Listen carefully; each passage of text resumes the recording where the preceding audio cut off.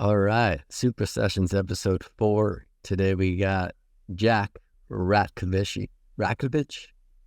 You can correct me. Ratkovich, yeah. Ratkovich from HashKey Capital. And a new face, we got Vinny, our director of ecosystem at Supra. He is the oil to our machine. So what's up, guys? Let's do some intros and then we'll take it from there. Awesome. Vinny, you want to kick us off? Yeah. Well, thanks, Keith, for the kind words. I lead the BD strategic partnerships, business strategy at Supra. Talk to most of our partners, L1s, L2s, DeFi, and GameFi. Yeah, and then I'm Jack. I'm from HashKey Capital. I'm on the investment team, so I do everything from sourcing, due diligence, research, just driving deals through. Cool. So, Jack, what's your background and how'd you get into the blockchain cryptocurrency space? Yeah, man. So before I was in crypto, I was at PwC. I was a tax accountant, and Exciting. yeah, crypto is definitely a big change. So I bought my first Bitcoin and Ethereum back in 2017, and Litecoin back in 2017. When I was working at PwC, I started to get more and more into yield farming and NFTs and altcoin trading, really, really hyper degen stuff, like Underland Time, if y'all remember that, stuff like that. So I went to my first crypto conference, and I just immediately fell in love with the culture and the underlying philosophies in the space, distaste for central banking and fiat currency, and all, the stuff that initially brought all of us here. Yeah.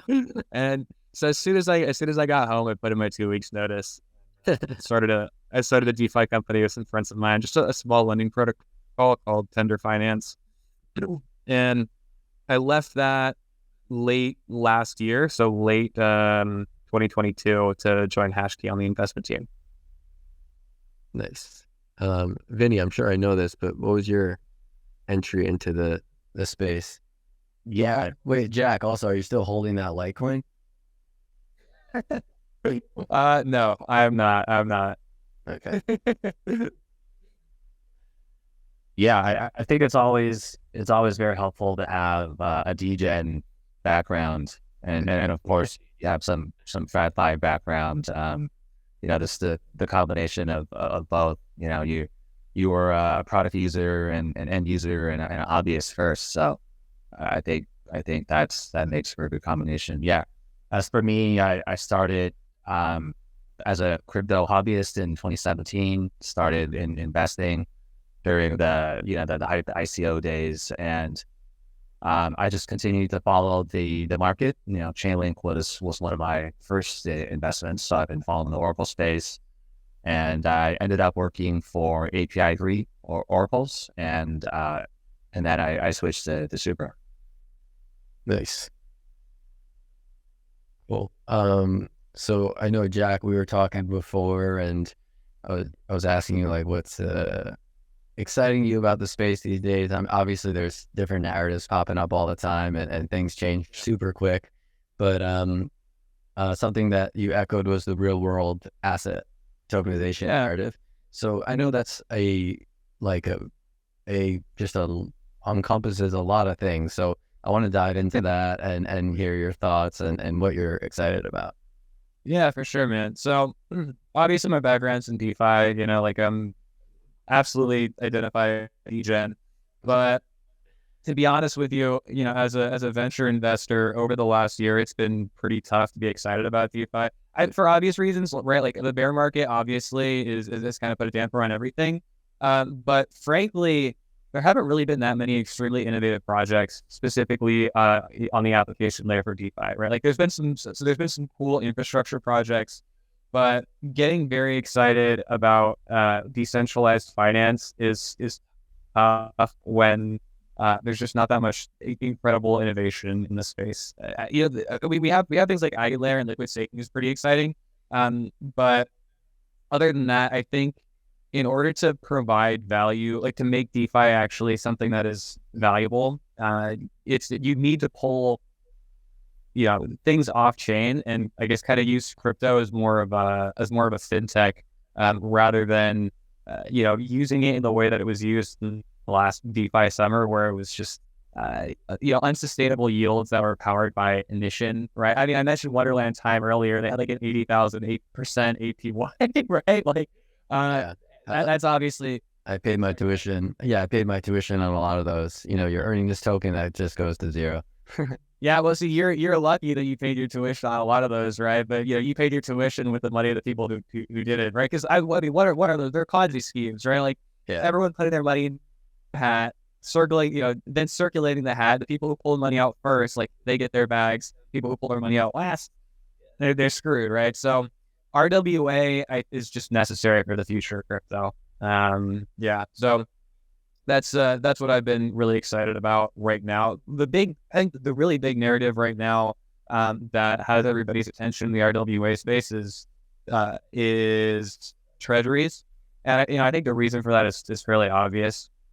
Treasury, there's the risk-free rate on chain. It's pretty much as low risk as you can possibly get, while still interacting in the blockchain sphere. So very appealing, especially if I'm an fully on-chain entity and I need to do on-chain finance in order to finance myself. Like, having access to the risk-free rate is just makes sense. But I do think that as people begin to regain their trust in on-chain finance, investors will start to move down the risk curve and begin incorporating other off-chain assets or I guess RWA assets into their portfolios. Yeah, I mean, what's the return? 5% on that? Yeah, so I think T-bills are somewhere in the 5% range. And I think there's some protocols that are offering maybe even as high as like 8% right now. Okay. So it's low. It's low. Yeah, and that's so exciting. Yeah, but it's growing very rapidly, which is very interesting. So I think that shows that investors, especially Ondo and Benji. Benji is Franklin Templeton's. They're like on-chain finance project, and I think they're the market leader far and away. And I think that shows a strong bias towards a firm with a long-standing reputation that investors are likely to view as the safest option, right? So to me, the fact that Benji is so like far and away the market leader in this area, and the fact that there's an increase in popularity of the risk-free rate on chain, I think that just shows I guess like the how perhaps like more institutional investors or high net worth individuals are looking at crypto like with cautious optimism. Yeah, I think I'm really hoping, starting with the risk-free rate, it can kind of become a gateway for institutions and TradFi investors to kind of enter into Web3, and then like you said, go down the risk curve. So at Supra, we're really also interested in RWA. We're actually working with Ondo Finance, and they asked us to actually put their USDY redemption rate on chain, but to non-EVM chains through our Oracle service. So we're actually going to have that available in the next 1 to 2 weeks for DeFi protocols to use. I think it's a really good use case because, like you said, holders of this USDY yield-bearing stablecoin, they're going to get exposure to U.S. Treasuries and get the yield, but then they're also able to maximize their capital efficiency using it as collateral and CDP protocol, for example, borrowing against it for leverage strategies or just applying it as additional liquidity. So I think it's pretty amazing. It also allows like foreign investors to have access to the United States Treasuries, which is cool. Yeah, I see that as the most purposeful in this area, gaining access and permissionless way. But I mean, when you hear 5%, like if you're a native crypto guy, that's so exciting. I mean, yeah, why not? Like staking an asset like Injective is up like 10x this year. You can stake and get 16% on an asset that's probably going to appreciate in value in the next year or two. That sounds a little more exciting to me. Yeah, and honestly, I think that because we're in DeFi, right? Because of the type of person that is engaged in decentralized finance on the retail side specifically, that have that very, very high risk tolerance, that like, right, we're DJs, right? Like that's the whole thing. So, I think people are still going to be, when the bull market kicks off, hunting down those like 70% unsustainable APYs to send on protocols like Locust and, consume all the benefit and then move on to the next one, which is not a sustainable model for on-chain finance in general. So, Right. what I like about RWA,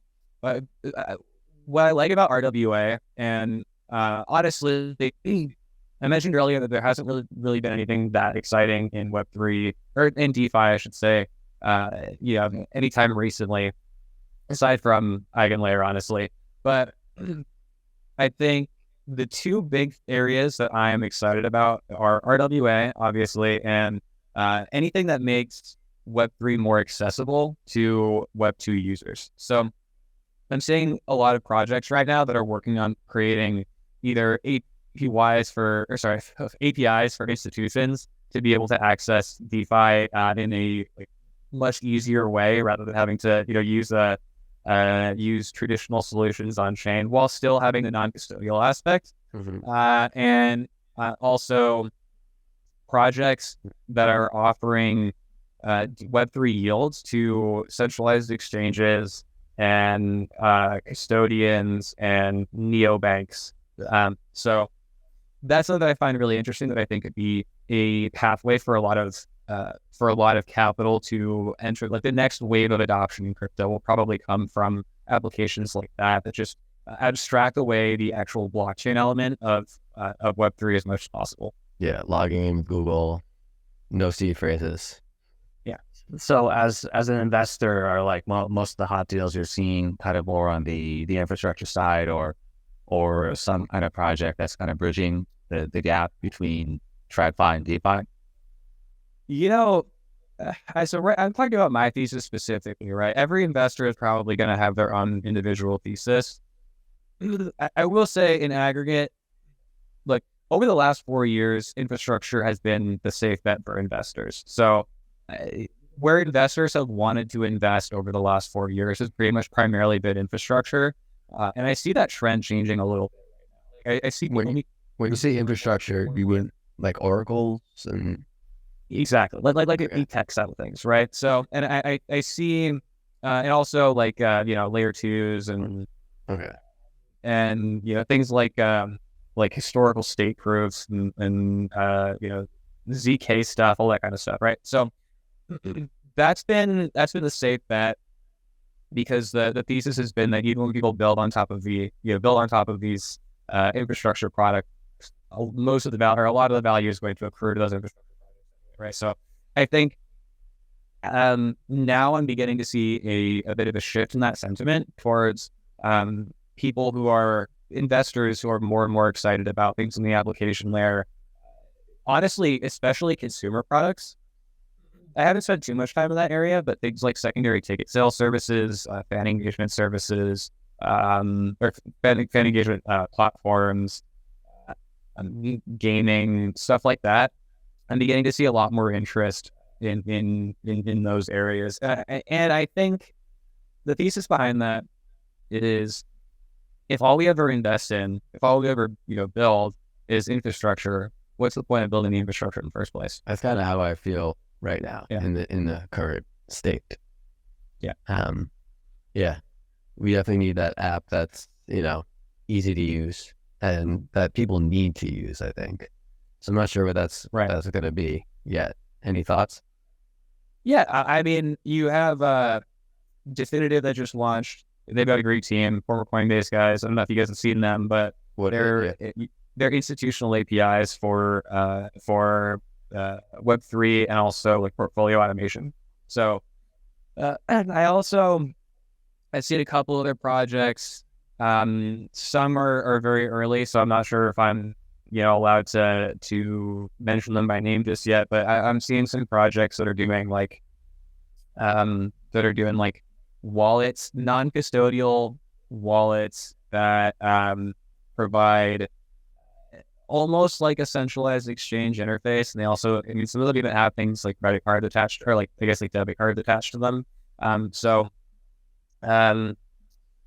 Yeah. And what's interesting about a lot of these is they provide their users access to whitelisted DeFi protocol yields. So I really like that. If you're having DeFi experts that are doing the due diligence on the yields that you're offered, and then you don't actually have to, go, interact with those protocols directly. It can just be brought to you in a very accessible manner. I really like that. One of the projects in the RWA sphere that I'm honestly the most excited about right now is called OpenTrade. And what OpenTrade is doing is they're incubated by Circle. And what OpenTrade is doing is it's basically a bridge to connect Web3 RWA yields to centralized exchanges and custodians and neobanks, which I think is incredibly useful, especially given the risk tolerance, like kind of middle ground that we just talked about, right? Where you have people who are DeFi natives who are really looking for this incredibly high, unsustainable APYs. And then on the other side, people who like a 10% fixed rate would sound incredibly, appetizing too.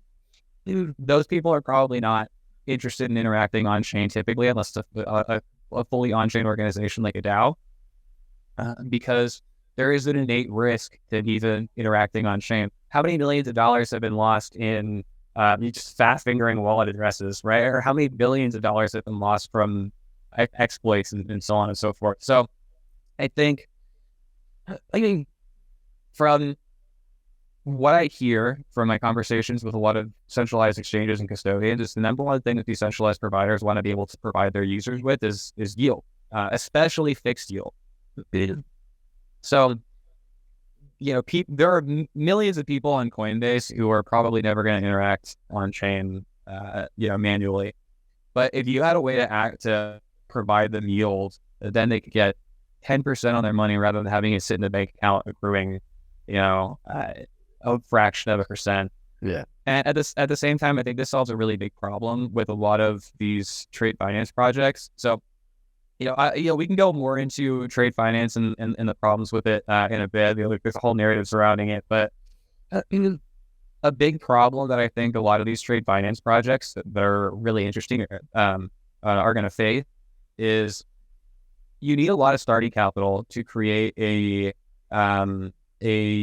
profitable credit underwriting business. Like, let's say that I'm an SME invoice factoring business. It's really difficult for me to make any kind of significant profit if I'm issuing, less than $10 million worth of loans, right? Like I need probably like at least $10 million at AUM. So the cold start problem is potentially deadly for a lot of these projects. And because they're offering that middle ground of like risk tolerance and for yields, I think it's going to be very difficult for them to acquire capital naturally in just flat out decentralized finance. So projects like OpenTrade, I haven't seen any other projects that are doing exactly what OpenTrade is doing, but OpenTrade could provide a pathway for these projects to obtain a lot of capital from Web2 users. Just on that topic about, providing that access to capital, have you heard of Helix Finance? Sounds like they connect on-chain lenders to RWAs and small, medium-sized enterprises. And I actually met one of the founders at Dev Connect.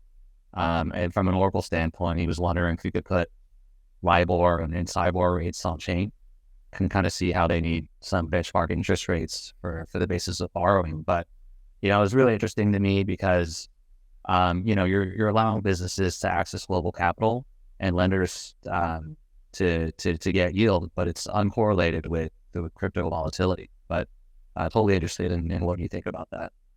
Yeah, look, I mean, honestly, the use case for crypto and private credit markets is so abundantly obvious for me. And I think there have been a lot of projects that have been in the private credit space of crypto for a long time, right? Like you've got Maple, Goldfinch, Credix, Clearpool, a lot of, really great projects with solid founders. But I think a weakness that historically crypto private credit companies or private credit platforms rather have struggled with is their underwriting process, right? The underwriting process is the most important part of any credit business. So that's the number one thing that I look for when I'm looking into any product that brings on-chain private credit. But which is why I prefer the team to have cumulatively like at least 8 to 10 years of credit underwriting experience if I'm going to invest in any project that does private credit. But the narrative on this is very clear to me. So the private credit market in Web 2 is one of the most attractive asset classes globally, providing better than market returns with lower than market risk. It's been growing year over year rapidly since the 2008 financial crisis, and with good reason. Basically, after the 2008 financial crisis, there were these regulations called the Basel III regulations, and Basel III, which were for like global banks, global public lenders. Basel III regulations significantly increased the minimum size of public debt market issuances, while also reducing the amounts that banks can lend in total. So they also made lending to even like AAA rated SMEs, so high quality SMEs, 3 to 4 times more expensive than lending to a large enterprise. So as a result, banks have been receding significantly from SME lending by increasing their rejection rates. At the same time, demand for SME lending continues to go up significantly. So I think the IFC estimated something like 65 million firms, like 40% of global MSMEs, which is micro, small, and medium enterprises in developing countries, have unmet financial needs, or something around like $5 trillion unmet financial needs every year, which is 1.5 times the current total global lending of MSME lending. So about almost half of SMEs don't have access to formal credit. And at the same time, the global manufacturing is increasing significantly. It's somewhere like 4 trillion right now, and it's expected to grow to 5 trillion over the next 4 years. So the narrative on the need for increased liquidity and cheaper issuances, more efficient issuances in SME lending markets is very obvious to me.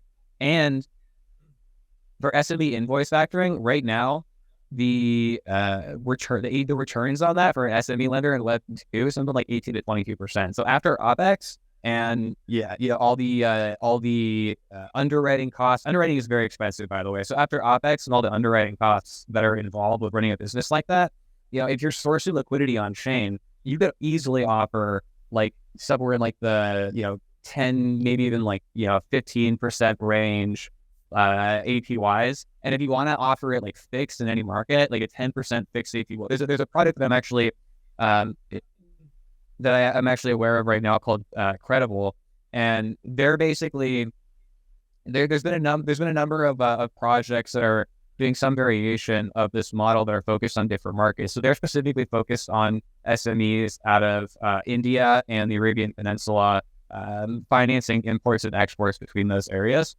And they had a sister company called Opal. Opal basically functions like a Web 2 invoice factoring company, which basically means they're buying receivables effectively. So what does buying receivables mean? If I am an SME and I get an invoice that says ship X product to Y province, and then you'll get your payment upon delivery, I need to finance that before I can send it. So if you get what's called an accounts receivable, which means like you're owed from the buyer, you're owed under whatever terms the amount of money. So I can then sell that accounts receivable to an invoice factor, and the invoice factor obviously takes a cut of the overall money owed. So it gets to like 18 to 22%. That's significant.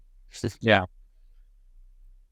That's fascinating. Yeah. So I really love to hear your thoughts on that private access to credit. It sounds like it's a huge opportunity. But what I'm also interested in is, what do you think about FX and equities data on chain? Like, will it ever take off in DeFi? I know synthetics and FTX try to do something with that. But what are your thoughts? The reason I ask is, as Supra, we're actually going to be offering FX data maybe by the end of next week. Right. And for equities, we're looking to be putting some regulated composite rates on chain. Of course, this is more for probably powering trading derivatives and that on chain and not actual asset settlement, right? Because of regulatory issues, friction onboarding TradFi users, and of course, it seemed like you'd need a CBDC to really do something like that. But interested in hearing your thoughts on that space. Right. Yeah, I mean, so look, I'm like most people, I'm wrong more often than I'm right, right? So take everything I say here with a grain of salt. But my opinion has been there are already very robust systems in traditional finance for things like FX trading and equities, right? Like, yeah, if I'm in the US, why would I want to trade equities on chain when I can trade equities on Charles Schwab or Fidelity, for example, right? Like what? So I guess the additional value add would be, and I've seen some projects that are actually, like Cresco-Fi is doing on-chain FX and securities, I believe also commodities for Indian markets, because India has very intense capital constraints. So they're using it as a form of regulatory arbitrage, basically to get around Indian capital laws. And the team is undoxed, which is why they're capable of doing that. But to be honest, for the time being, I think the only really significant use case for on-chain equities is probably that regulatory arbitrage. I see because you can already buy like pieces of the stock, right? Like I'm pretty sure like you don't need to, like on Charles Schwab, you can already buy a piece of stock. You don't need to buy the whole whole share anymore, right? So I mean, I just like synthetics added synthetic stocks and removed them, and FTX did the same thing. It didn't shake out for either of them, and I think it was a combination of regulatory constraints and honestly probably a lack of demand. FX, I feel similarly, there are very robust systems in traditional finance, and I think the experts in the FX space, it's going to be very difficult to try and get them to move away from their systems that have been under improvement, that are already like very well established. I think it's going to be difficult to get them to move away from those traditional finance systems. But I will caveat this by saying G-Trade, in the last couple of months, their FX volume has blown up, where G-Trade's got something like 48 billion total historical trade volume for FX. Last month, they had a larger monthly volume for FX than they did for crypto. Which was something like $660 million in FX trading volume in September alone, right? So, I guess 2 months ago, but yeah, September alone. So, so take everything I say with a grain of salt, because there is obviously proven demand for FX on chain via G-Trade. Well, that's definitely good to hear, because we're planning on supporting that, and also eventually crypto indices. Right. Yeah. But I guess the bigger question also is, on that topic, how do we leverage, public or private DLT networks for post-trade settlement? Is that an area you think is going to continue to develop? Look, I mean, for post-trade settlement, you mean specifically for FX? I think, I mean, look, this is not an area where I've spent much time, but I would imagine that that'll definitely become something that is more popular once CBDCs are eventually rolled out, right? Because if you're settling actual currencies instead of synthetic positions, then I think you would kind of innately need CBDCs because you would need like an official currency on chain, right? Like I could settle a dollar derivative or a collateralized debt position, like a USDC stablecoin or something on chain. But for me to actually settle a USD, like a US dollar transaction on chain, you would need the US dollar to be in a digital currency form, like a CBDC. So that like maybe eventually, but not anytime soon.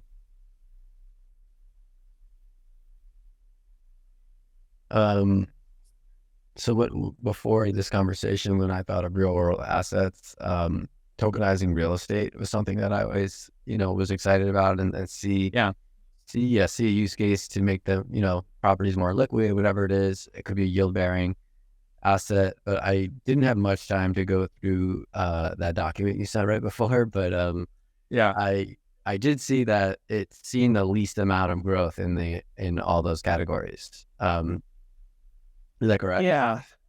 Yeah. So look, I think tokenized real estate is a narrative that's been around for a very, very, very, very long time, right? Like I remember in 2021, there was a project that was basically like issuing NFTs for like $5 monthly rent or something like that in these buildings, and using the NFT capital as a way to purchase residential buildings through a DAO. And so I think, look, I'll probably get a lot of flack for this, to be honest, but just to be completely straightforward, I'm not super strong on DAO structures for governance in general. I think they tend to be pretty inefficient. So it's obviously necessary for a fully on-chain entity, but I generally think that a more corporate structure with a top-down organization is usually better for any kind of governance. And most of the projects that I've seen in the real estate space, with some exceptions, have been using DAO governance. So, like, I mean, well, putting DAO governance aside, I guess. Right. Putting that. Yeah. Well, yeah. So I think other problems with real estate are like real estate's incredibly illiquid. Real estate buildings are buildings are incredibly non-standard.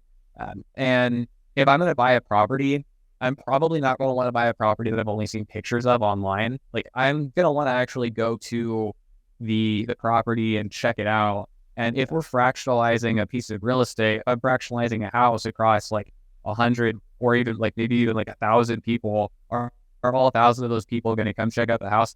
I see the potential for some demand for projects like this, but it's nothing that I'm incredibly excited about yet.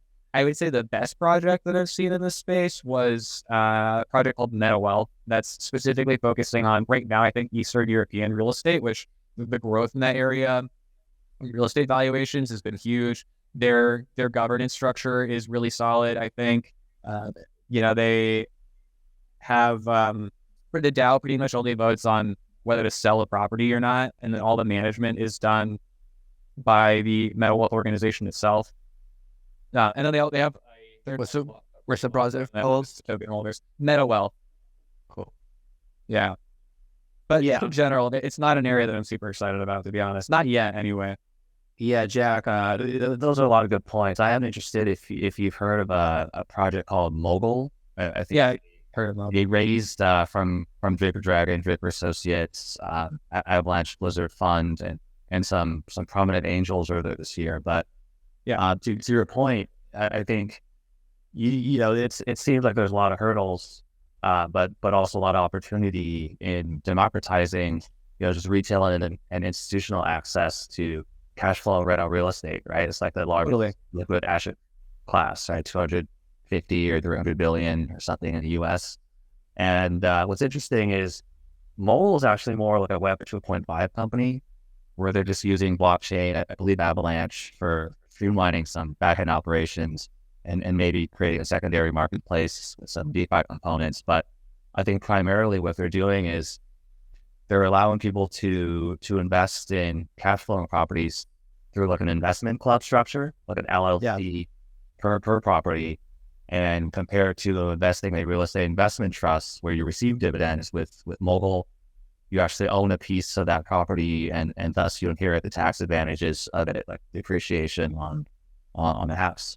So just curious what your thoughts are on that.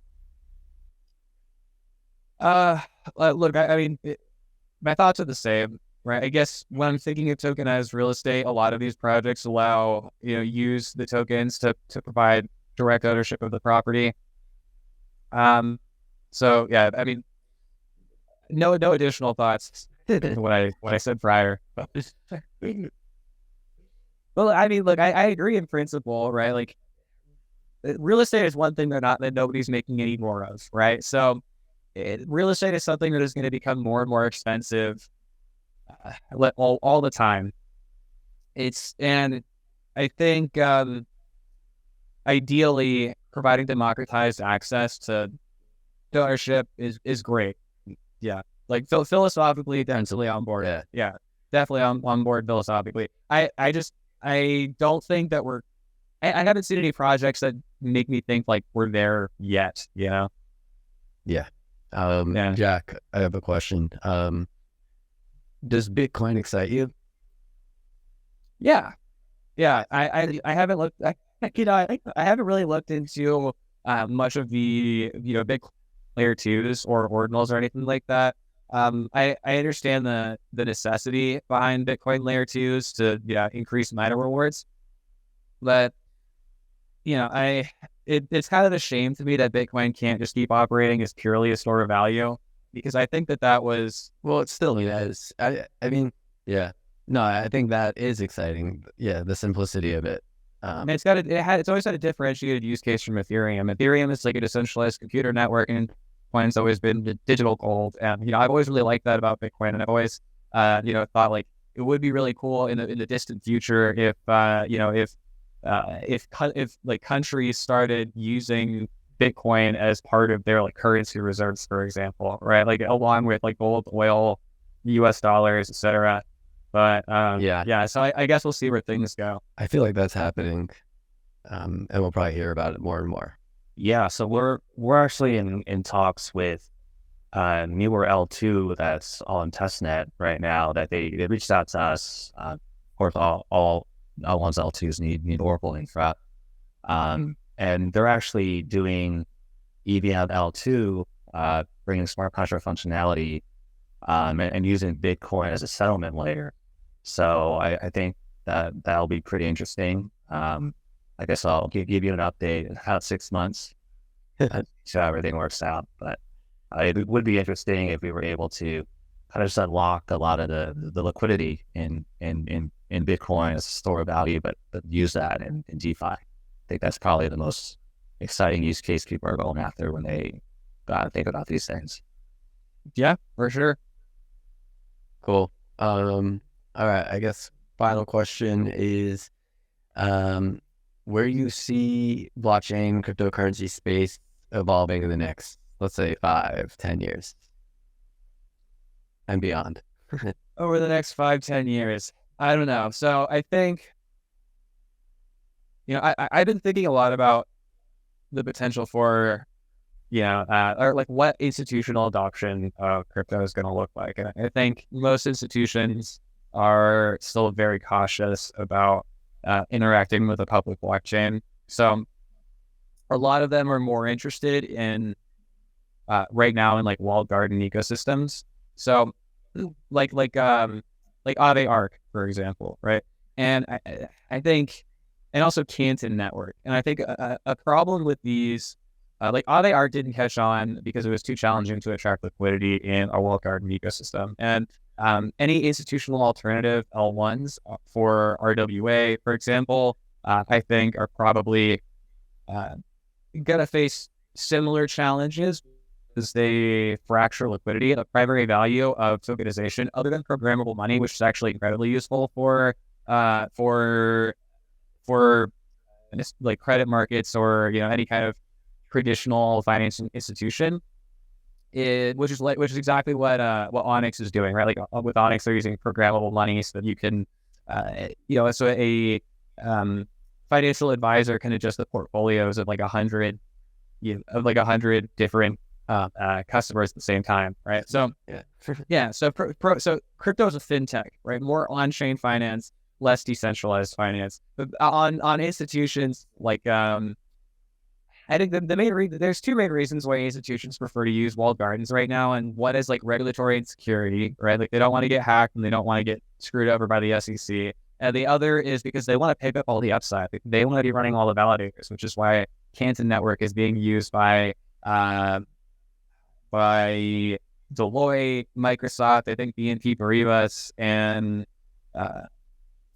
maybe not JP Morgan, maybe Goldman Sachs, one of those major banks. But anyway, asset managers are a little better, like Fidelity, Vanguard, BlackRock, Franklin Templeton, because they recognize the value of permissionless access and composability. But I think in terms of how startups and venture fit into all of that, I'm not sure. I think a lot of the even asset managers are probably going to want to have their asset tokenization engines probably built in-house. So there might be M&A opportunities, and there will for sure be partnership opportunities with established L1s over the next, especially ones that the SEC has not listed as a security. So recently, AVAX has picked up a lot of institutional traction, right? Like JP Morgan's Onyx, they just did a project with them, and I think a big reason for that is because they were one of the only tokens that the SEC did not list explicitly as a security, which makes them, if I'm an institution, probably the safest area for me to, probably the safest chain for me to be interacting with. So I think 5 to 10 years down the line, asset managers are probably going to have, in-house asset tokenization engines like Franklin Templeton's Benji. And so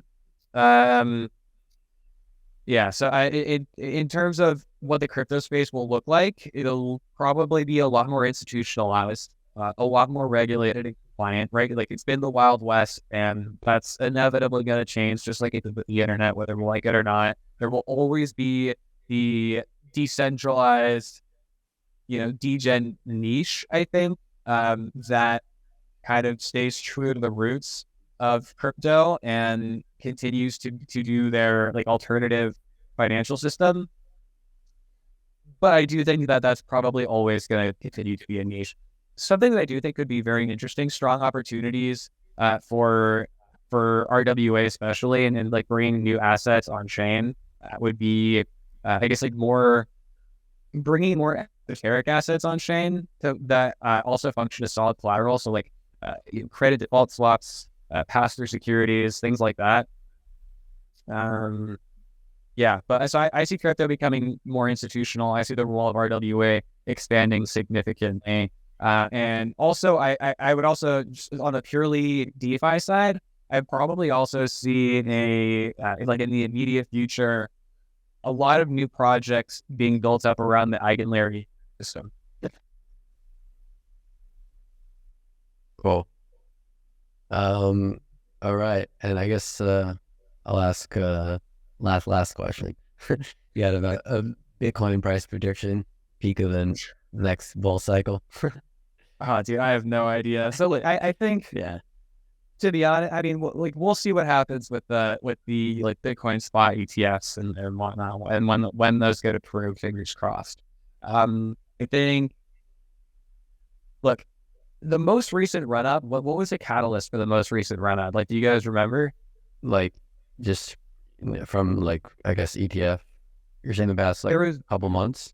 There was a very specific day when the market shot up, and the trend has pretty much continued since that day. And that was when Cointelegraph incorrectly announced on their Twitter that the BlackRock Bitcoin spot ETF had been approved. And so even though that was false information that was rectified almost immediately, the market continued to go up. Why? Because everybody realized they were underexposed to the crypto market. So, and it's getting approved. I don't see how it's not at this point. yeah. So I think on the other side, like that might be the ETF getting priced in right there, right? So I think Bitcoin will continue to go up. The conditions of the last bull market were, and also Larry Fink, the CEO of BlackRock, said like 80% of his portfolio is going to be crypto. I think he said explicitly Bitcoin back in August, right? So I just like, was this insane? Was just insane. I don't know if Bitcoin can handle that. Yeah. Well, not BlackRock's portfolio, Larry Fink's personal portfolio. Wow. Yeah. Right. So, but who knows how true that is? Well, yeah, I don't know everywhere I've seen that. I'm surprised. Yeah, I'm sure they clipped it, but yeah, it's wild either way. But Bitcoin got so high in the last bull market because through purely the power of retail. There were so many, like the stimulus checks that got sent out during COVID. So many of those went straight into crypto, as well as like AMC and GameStop and all that kind of stuff, right? So it was a very incredibly degen economy in the last bull run because of those stimulus checks. I'm not sure what the weight of the Bitcoin spot ETFs are going to be relative to the stimulus checks. So I can't say how much Bitcoin is going to blow past its previous all-time highs. The extent to which it does blow past its previous all-time highs probably going to be definitely going to be less significant than the last DeFi summer for sure, right? So I think last DeFi summer went up from like 70,000 to like 70,000. Like it was a 10x within like 2 years, something like that, maybe less than that. So, yeah, or maybe it was 17,000, but I don't remember. But still, absolutely insane. I think Bitcoin could probably optimistically get to like 100K. I'd say you're pretty conservative. Yeah, I think Keith's from a bull. Yeah, and degen. Look, that was me in the last market too, and I paid the price for it. So I hear that. Yeah, I'm working like more time frames as opposed to like price targets. But sure. Yeah, I would say. I mean, how much do you think the FTX hindered the price? Like people thought they were buying Bitcoin, but that wasn't purchasing Bitcoin. How much did that hinder the price? I don't know exactly how much volume that was handling, but it's just a thought. Yeah, that's a good point. Like I hadn't thought about that. I honestly have no idea. I have absolutely no clue, so I could not tell you. It's a very responsible answer. All right, cool. This is awesome. Vinny, Jack, any closing remarks? Where can people find you and whatnot? Anything you want to add? Yeah, I mean, feel free to follow me on Twitter. I'll be posting a number of Medium articles over the next few months, probably largely surrounding RWA. So if you want to learn more about what's the larger narratives in RWA and what projects I think are the most interesting, and potentially some information on institutional adoption in crypto just in general, you can check out my Medium page or my Twitter. It's definitely gonna pick your brain, Jack. Really appreciate the insights today. You're definitely very knowledgeable about RWA space and DeFi space. And yeah, we're really happy to have you on. Yeah, thanks for having me, guys. I very much enjoyed this. Nice. Awesome. Good fun. Take care. Yeah. See you guys around. Peace.